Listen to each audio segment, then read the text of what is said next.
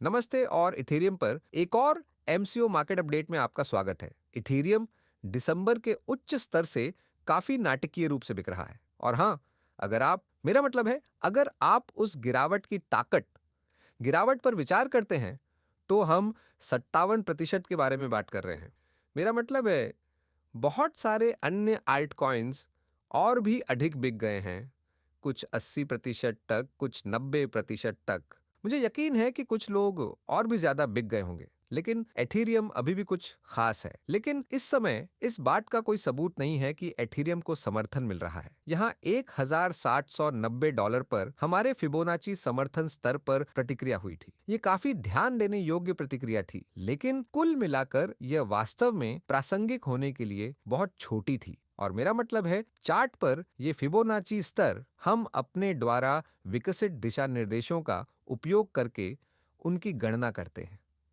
पिछले कुछ वर्षों में हमने कुछ मूल इलियट वेव दिशा निर्देशों को थोड़ा और परिष्कृत किया है और आप देख सकते हैं कि ये स्तर कितने प्रासंगिक हैं। अगस्त में कीमत ने यहां प्रतिक्रिया की और इसने एक पर्याप्त रैली को जन्म दिया। फरवरी में कीमत ने प्रतिक्रिया की और इसने एक पर्याप्त रैली को जन्म दिया। कीमतों ने फिर से प्रतिक्रिया की, लेकिन रैली थोड़ी छोटी थी। वास्तव में एक उलट फेर की पुष्टि करने के लिए पर्याप्त नहीं थी। यही कारण है कि मैंने आपको पिछले कुछ वीडियो में बताया था कि मुझे अभी भी यकीन नहीं है कि हम वापस आ रहे हैं। हमें पकड़ बनाए रखने की आवश्यकता होगी। मुझे लगता है कि यह 1800 का स्तर या कुछ ऐसा था जो वास्तव में सीधे तेजी के परिदृश्य को जीवित रखने के लिए समर्थन के रूप में था, लेकिन नहीं, कीमत ऐसा नहीं करना चाहती थी। और अब हम फिर से उस 61.8 रिट्रेसमेंट स्तर पर हमला कर रहे हैं। और अगर हम और नीचे जाते हैं तो मेरा मतलब है छोटे समय सीमा पर समर्थन स्तर है। मैं ट्रैक कर रहा हूं, लेकिन यहां दैनिक चार्ट पर अगला बड़ा समर्थन $1530 के आसपास के क्षेत्र में पाया जा सकता है, जो 1 और 14% बिक वाली होगी।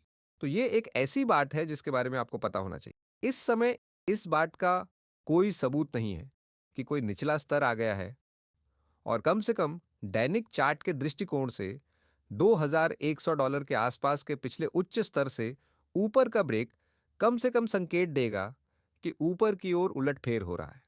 लेकिन आइए इस छोटी समय सीमा पर एक नजर डालें। यहाँ तकनीकी रूप से अभी भी यह संभव है कि यह बड़ी डिग्री वाली लहर 4-10 मार्च को नीचे पहुंच गई हो, लेकिन मैंने तेजी वाले माइक्रोस्ट्रक्चर को हटा दिया है। जैसा कि मैंने पिछले कुछ वीडियो में कहा था कि मैं तब तक इस पर विश्वास नहीं करता जब तक कि हम एक आवेगपूर्ण उल्टा उलटफेर न देखें जो कीमत को शुरुआती प्रतिरोध से ऊपर ले जाए, और ऐसा अब तक नहीं हुआ है। स्थानीय रुझान नीचे की ओर बना हुआ है और ऐसा लगता है कि बाजार कम से कम यहाँ $1573 और $1725 के बीच इस माइक्रो सपोर्ट जोन का परीक्षण करेगा। इसीलिए मेरा मानना है कि इसका परीक्षण किया जाएगा। फिर हम संभावित प्रतिक्रियाओं के लिए इस क्षेत्र पर नजर रख सकते हैं और इस समय $1900 से ऊपर के ब्रेक की आवश्यकता होगी, जो यह संकेत देगा कि किसी तरह का निचला स्तर आ गया है। यह नीचे की ओर जाने वाला कदम अंतिम हो सकता है। हालांकि मेरा मतलब है कि वास्तव में इस बिंदु पर हर निचला स्तर अंतिम हो सकता है, लेकिन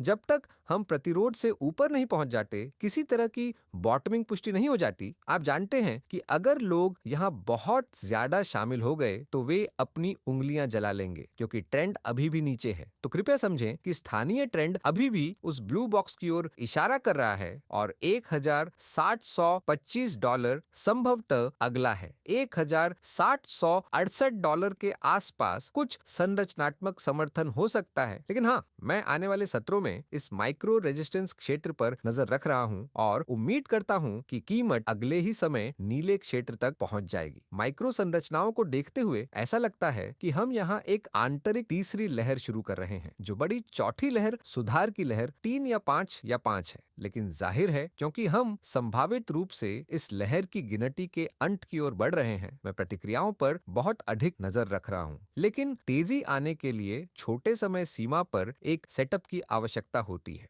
यह इथेरियम के बारे में अपडेट है। उम्मीद है कि आपको अपडेट पसंद आया होगा। अगर आपको पसंद आया तो कृपया लाइक बटन दबाएं, कमेंट और सब्सक्राइब करें और सदस्यता लें। और हाँ, अगर आपको यह वीडियो मददगार लगा तो संपर्क में बने रहें। तो हम आपको अगले वीडियो में देखेंगे। बहुत बहुत धन्यवाद। अलविदा।